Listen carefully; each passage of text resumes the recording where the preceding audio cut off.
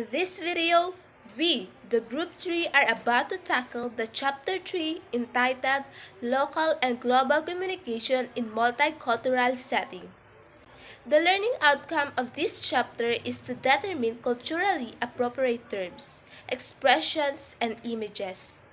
Communication across the culture is necessary due to: first, outsourcing. Outsourcing is an agreement in which one company hires another company to be responsible for an existing internal activity.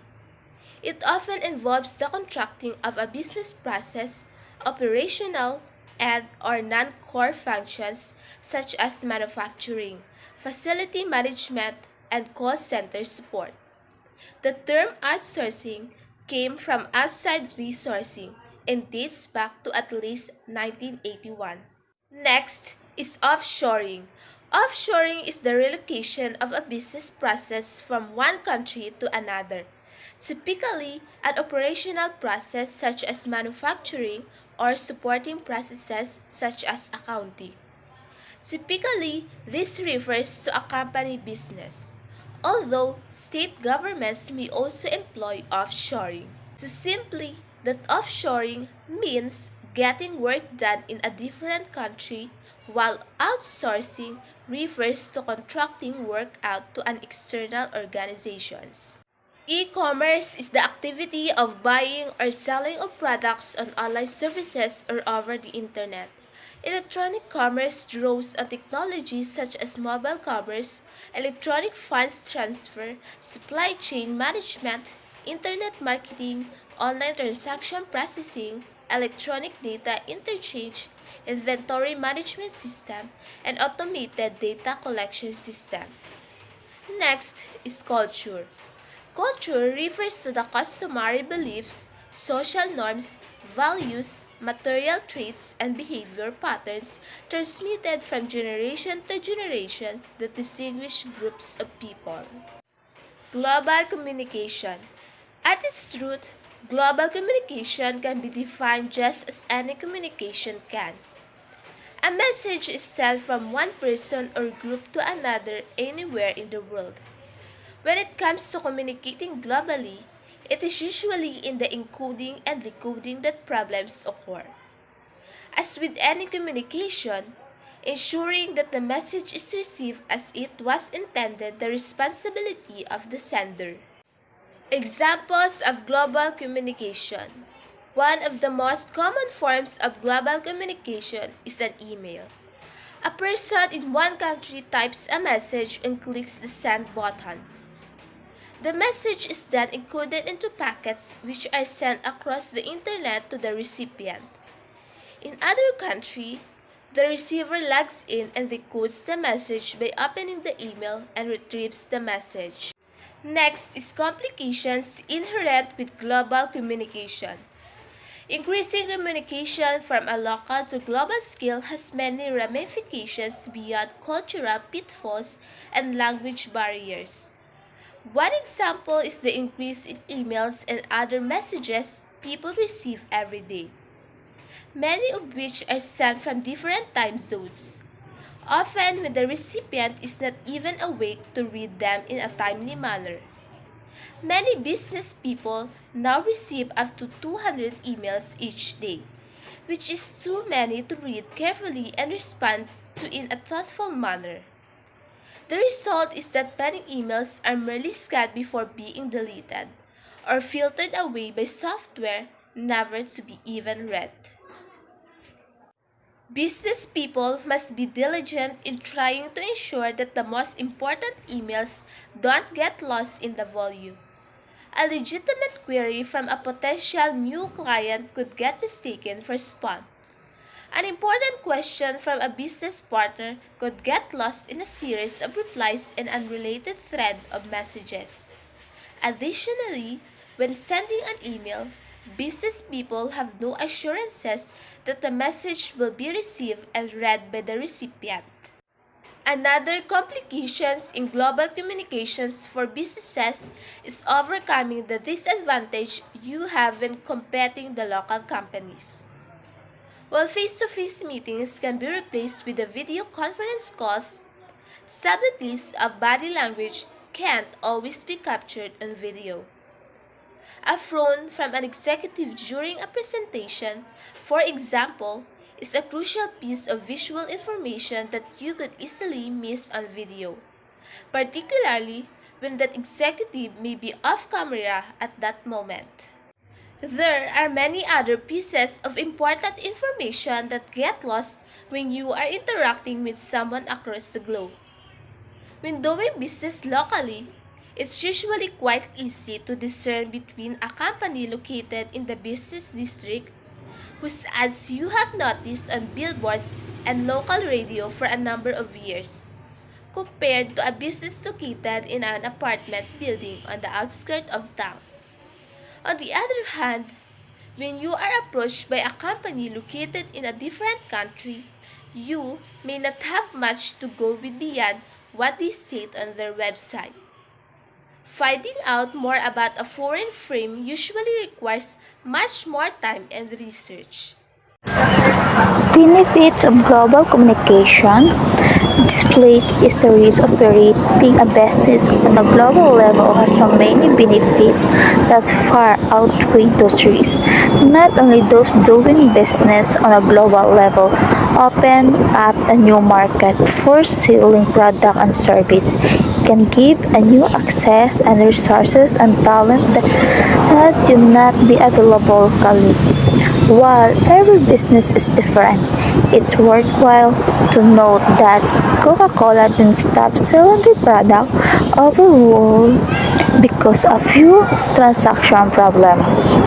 As the world has continued to become more tightly connected and communication technologies have continued to evolve, the benefits as a whole can be illustrated by the market preparation for their new technology themselves. The more globally connected the world has become, the faster people have adopted a new global communication technologies. The telephone, which has the greatest global communication technologies, for this time replacing the telegram, took 71 years to reach a market penetration of 50% of homes. Electricity took 52 years to reach the same penetration. Radios followed, taking 28 years. Color television took 18 years.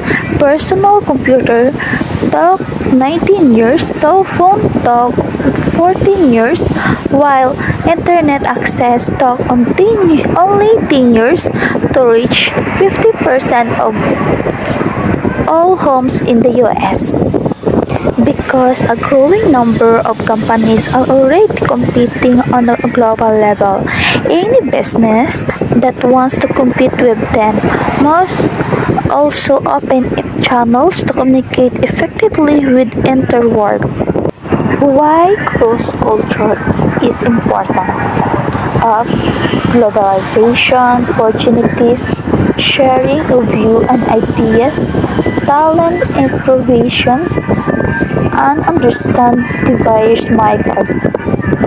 Cross-cultural communication barriers.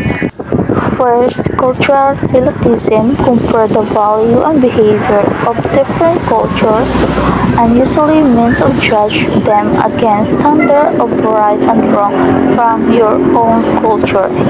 Next, ethnocentrism is the inherent belief that your own cultural tradition and values are correct superior. Next, lack of knowledge and understanding of another culture. Discriminatory behavior including harassment, and last, language difference. Next, what is local communication? Host process can communicate with workflow by exchanging data through custom local communication service. This local communication service interplays user-defined interface that define method and event that will be passed between the workflow and the host process. Communicate. do. Talk about person, job, or work-related matter. Talk about sport, movies, books, and hobbies. Don't discuss religion, policies, or other controversial subjects. Ask women if there are marriage, health, ethic, or religious jobs. What is a local community group? A local community group is a group of interacting people sharing environment in human communities, and then belief, resources, references, needs, risk, and a number of other conditions may be presented and in common, affecting the identity of the participants and their degree of cohesiveness. Go. What is a communal identity? Defining who we are includes what, how, and we should behave in a particular situation. Individual, relation, and communal identity. Individual identify refers to the individual's interpretation of his or her cultural identity. It is based on his or her own experience. Gestures in different countries. Developing cross-cultural communication skills. First, slow down. Second, separate question. Third, avoid negative questions. Fourth, take turns. 5, write it down. 6, be supportive. 7, check meanings. 8, avoid slang. 9, watch the humor. 10, maintain etiquette. Next is multicultural communication guidelines. Understand your own culture. Keep an open mind and respect diversity. Identify and adapt the language differences. Benefits of having multicultural teams. Growing from local to a global is actually a very familiar topic for Verona as well. We are currently expanding our business heavily in other Nordic countries, and we know that the road is very long and even somewhat painful. We have learned a lot during the journey, and it has helped us to widen our perspective on a personal and a company level. All the panelists praised the value of multicultural and diverse teams. So here are the few advantages of multicultural teams that we came up with. Number 1 is diversity creates innovation. When your team is developing new products or services or creating new business model, different views and perspectives are really required. The best innovations are born when people of different views and background, whether it is cultural or functional, came together to brainstorm ideas. Different views challenge each other in positive ways and help others to understand and see things they couldn't see without the help of others. Number 2, global mindset helps you prepare for the future. Due to digitalization, the markets and competitive fields have changed a lot. Before, you compete with a smaller group of known competitors, but today, new challengers emerge every day. They can be startups or new services created by big traditional companies. The competition can easily come from abroad because entering a new countries is easier than before. Having a global mindset helps you stay aware of the competition and also helps you understand and predict trends that are affecting your market. Number 3, entering a new market requires local consumer insight. Consumer insight is a vital part of a service design process, and it is extremely important when you are entering a new market. Even though countries are close together, there can be huge cultural differences. For example, people often see the Nordic countries as one and the same, but we have many cultural differences in addition to the language, such as ways of working, humor and manners, consumer behavior, and the brands that we are used to. Number 4, different cultures broaden your perspective. The best thing about working in a multicultural team on a personal level is that it always widens your perspective. You learn to understand the differences between cultures such as the values, manners, body language, and leadership methods. These are actually very important to study and understand because this usually cause the biggest cultural clashes and misunderstandings.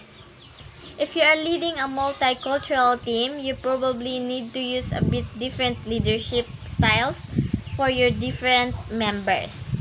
Number 5, the last one, multicultural environment encourages to be yourself. One surprising benefit that was brought up by our host, Emma Konkinin, was that when you work abroad or in a multicultural team, you might feel more open to be your true self. You are not concerned about how other people think about you, and you might not be afraid of any conflicts. This is really interesting and something I've also noticed. So working in a multicultural team or global environment is actually a really good way for you to develop yourself. The subject of multicultural teams is extremely important and broad. So instead of just writing one post about the event, I decided to write four. In this first one, I brought up the reasons and benefits of having a multicultural team. Then the second one will focus more on the cultural transformation.